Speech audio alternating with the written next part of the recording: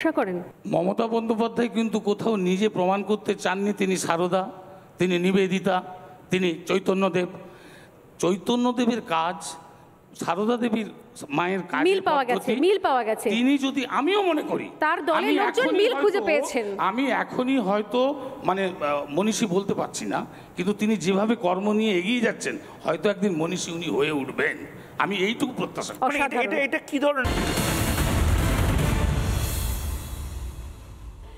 আমি সমীর চট্টোপাধ্যায় আপনাকে যেতে বলছি পোডিয়ামে।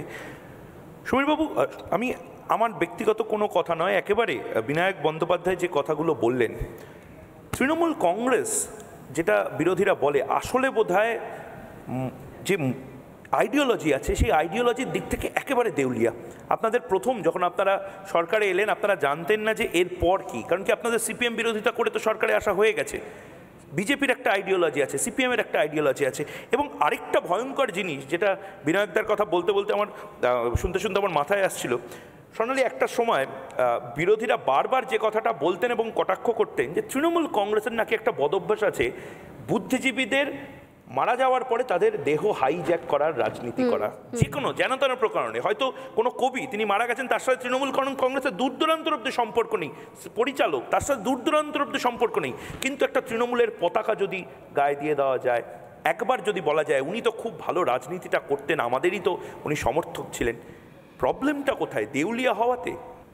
রাজনীতির আঙিনায় মনীষী তার অপসংস্কৃতি এবং অহেতুক আলোচনা, এই নিয়ে যে আলোচনার দুই বক্তা তিনজন বললেন, আমি প্রথমেই বলবো যে ভালোবাসার বহিঃপ্রকাশ, তার কোনো ফ্রেম, যদি একটা ফ্রেম বন্দি করা হয় তার কত ফিট কত ইঞ্চি তার মাপ হয় না।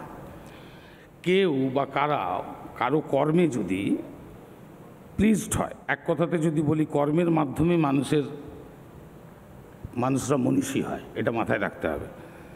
সাধারণ মানুষের জন্য যে কাজ করে আমরা দেখেছি, এই যে 34 বছরের কথা আপনি বলেই দিলেন, দীর্ঘ জগদ্দল পাথর সরানো কিন্তু মমতা বন্দ্যোপাধ্যায় ছাড়া সম্ভব হতো না, এটা মেনে নিতেই হবে।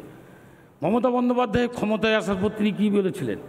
মমতা বন্দ্যোপাধ্যায়ের একটু ইতিহাস না জানলে কোথাও ভুল হবে। রাজনীতিতে মমতা বন্দ্যোপাধ্যায়ের যোগদান 1970 এবং রাজনীতির উত্থান একাধিক জনমুখী আন্দোলনের নেতৃত্ব দানের মধ্য দিয়ে, এবং প্রথম নির্বাচন লড়াই আপনারা জানেন 1984 সিপিএমের হেভিওয়েট প্রার্থী সোমনাথ চট্টোপাধ্যায় যাদবপুরের প্রার্থীকে হারিয়ে, এবং মাথায় রাখবেন 84 থেকে 2011 সাল পর্যন্ত বিভিন্ন সাংসদ তো বটেই এবং বিভিন্ন কেন্দ্রীয় মন্ত্রিত্ব থেকেছেন, তার মধ্যে রেলমন্ত্রী অনেকগুলো নাম আপনারাই শুরু করলেন, যে নজরুলের নামা, কোথাও কোনো একটা মেট্রোর নামে আরেকটা জায়গায় ওঠা। এই যে মনীষীদেরকে শ্রদ্ধা সম্মান, যে বাঙালি সংস্কৃতিকে নষ্ট করে দিয়েছিল দীর্ঘ 34 বছর, এটাকে কিন্তু অস্বীকার করতে পারবেন না।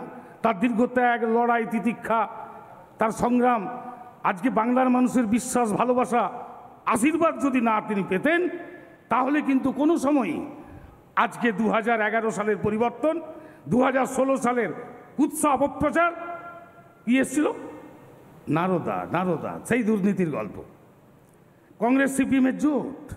2021 সালে কি হলো? দিল্লি থেকে সবাই ডেলি প্যাসেঞ্জারি, প্রধানমন্ত্রী, স্বরাষ্ট্রমন্ত্রী কি পেল? ইসবার 200 পার। কত মানুষ কার উপরে আস্থা রেখেছে? প্রতিটা নির্বাচনে হাজার হাজার কোটি টাকা খরচ করতে আপনারা আসেন কেন দিল্লি থেকে? জানেন তো বাংলায় মানুষ আপনাদের পছন্দ করে না, কেন করবে? মমতা বন্দ্যোপাধ্যায়ের কাছে কর্মই হচ্ছে ধর্ম, আর ঠিক বিপরীত কেন্দ্র সরকারের কাছে ধর্মই হলো কর্ম। 22 তারিখ জানুয়ারি আমরা সবাই জানি কি অনুষ্ঠান হতে যাচ্ছে, আমরা সবাই তার পূজারি, মনে দেখানো নয়। কে কোন পোশাক পরবে, কে কি খাবে, কে কি বলবে, এই যে জোর জবস্তি, এই যে মেরুকরণ, বিভাজন, ধর্ম তো সবাইকে এক করতে বলেছেন রামকৃষ্ণ, বলেছে স্বামীজি, মাদার টেরেজা গরিবের জন্য, দুস্থদের জন্য কাজ করেছে। আজকে বিদ্যাসাগরের কথা বললেন দাদা, বিদ্যাসাগরের বিধবা বিবাহ প্রথা থেকে শুরু করে নারী শিক্ষার প্রসার, আজকে আমার বাংলায় সেটাও মমতা বন্দ্যোপাধ্যায় করেছেন।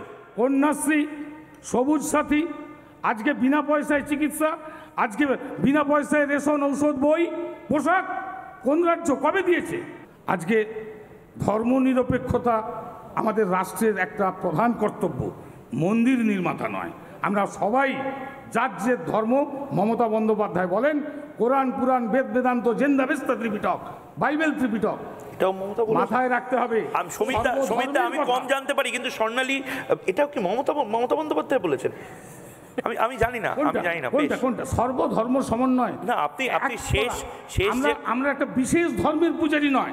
কে কোন পোশাকের আমরা আমি সময় শেষ হয়ে গেছে বলে ইন্টারফেয়ার করতে বাধ্য হলাম। অ্যাকচুয়ালি আমরা আসলে ধর্ম, মন্দির বা 100 দিনের কাজ এগুলো নিয়ে আলোচনা করছি না, আমরা করছিলাম রাজনীতির আঙিনায় মনীষী। না, আমি একটা কথা বলি। বিশ্বভারতীর এক উপাচার্য এসেছিলেন, তার নাম বিদ্যুৎ গাঙ্গুলি, নাম সবাই জানেন, বললে কোনো অসুবিধা হবে না। চক্রবর্তী, সরি। তিনি বিশ্বভারতীর সঙ্গে যার আত্মিক সম্পর্ক, রবীন্দ্রনাথ ঠাকুর, তার ফলকের নাম তুলে দিয়ে তার নাম আর প্রধানমন্ত্রীর নাম রেখেছেন আচার্য হিসেবে। রবীন্দ্রনাথের নামই নেই, যদিও পরে পরিবর্তিত হয়েছে, বর্তমান বিশ্ববিদ্যালয়ের উপাচার্য করেছেন। ধন্যবাদ অনেকটা সময় নেওয়ার জন্য। বেশ, কিন্তু যে প্রশ্নের উত্তরগুলো মানে এই আমাদের টপিক থেকে অন্যান্য অনেক বিষয় নিয়ে আমি সমীরবাবুর কথা শুনলাম, কিন্তু বেসিক কিছু জিনিস সত্যি জানতে পারলাম না। সেটা হচ্ছে যেরকম কার্জন গেট তৃণমূল কংগ্রেসের আমলে হয়েছে, এর উত্তর পাওয়া যাবে না। যেরকম জানতে পারলাম না যে কিভাবে কোন জায়গা থেকে আপনি বলছিলেন যে বিদ্যাসাগরের কথা, আপনি বলছিলেন মা শারদার কথা। আপনি নিজে মনে করেন যে মা শারদা বলে গিয়েছিলেন যে তিনি যখন পরের বার জন্মাবেন তিনি কালীঘাটে টালিনালার পাশে জন্মাবেন, এবং সংখ্যা তত্ত্বের বিচারে দেখা যাচ্ছে মমতা বন্দ্যোপাধ্যায় তিনি, এগুলোকে আপনি নিজে বিশ্বাস করেন, ভরসা করেন? মমতা বন্দ্যোপাধ্যায় কিন্তু কোথাও নিজে প্রমাণ করতে চাননি তিনি শারদা, তিনি নিবেদিতা, তিনি চৈতন্যদেবের কাজ, সারদা দেবীর মায়ের কাজ মিল পাওয়া গেছে। তিনি যদি, আমিও মনে করি তার দলের লোকজন মিল খুঁজে পেয়েছেন। আমি এখনই হয়তো মানে মনীষী বলতে পারছি না, কিন্তু তিনি যেভাবে কর্ম নিয়ে এগিয়ে যাচ্ছেন হয়তো একদিন মনীষী উনি হয়ে উঠবেন, আমি এইটুকু প্রত্যাশা করি। এটা কি ধরনের, মানে আমি অনেকক্ষণ চুপ করে শুনছিলাম, মানে সেন্টহুডের মতন একটা জায়গাতে, মানে মাদার টেরেসা আমরা বলি, তারপরে সেন্ট টেরেসার জায়গাতে উনি যেভাবে ব্র্যান্ডিংটা করছেন, আমি ছোট্ট করে মাদার টেরেসার উচ্চতায় যদি মমতা ওঠে, অসুবিধা কোথায়? না, কোনো অসুবিধাই নেই। অবশ্যই যে একটা মহিলাকে রাইটার্স বিল্ডিং থেকে নামিয়ে দেওয়া হচ্ছে, তার গায়ে শত শত দাগ, চুলের মুঠি ধরে, কোনোদিন বাংলার নারী সভা, আজকে বলুন তো বাংলার ইতিহাসে প্রথম মুখ্যমন্ত্রী, মহিলা মুখ্যমন্ত্রী, আপনি বিশ্বাস করবেন না? ইতিহাসকে কে অস্বীকার করেছে? ইতিহাসকে কে অস্বীকার করেছে? সমীরবাবু, ইতিহাসকে কে অস্বীকার করেছে? ইতিহাসকে কেউ অস্বীকার করেনি। আমি সমীরবাবু, এইগুলোকে আমি বলছি সংস্কৃতি না, আপনার সমস্ত কথার মধ্যে দিয়ে কিন্তু একটা জায়গায় বোঝা গেল যে আপনি এটাকে অপসংস্কৃতিটাকে বিরোধিতা করলেন না, মানে পক্ষান্তরে আপনি সমর্থন করলেন শুধু মমতা বন্দ্যোপাধ্যায়ের বন্দনা করতে গিয়ে। আমি শুধু একটা কথা বলবো সমীরবাবু, আপনার ক্লাসরুমে যদি নম্বর বেশি পাওয়ার জন্য আপনাকে কেউ বিদ্যাসাগর বলেন, আপনার কি অপোজ করা উচিত কি উচিত না? একবারই আমি সেটা মনে করি না। উচিত কি উচিত না? না, আমি একবারে আপনার রাজ্যের মুখ্যমন্ত্রী অপোজ করেছেন না? অপোজ কেন করবেন না? তিনি মনে করেন কেন করবেন না? এটা তো কোনো ব্যক্তিগত ব্যাপার নয়। রাজ্যের মন্ত্রীরা বলছেন, রাজ্যের মন্ত্রীরা বলছেন তিনি বিদ্যাসাগর, বিবেকানন্দ সবকিছু তার দিক থেকে প্রতিবাদ আসবে।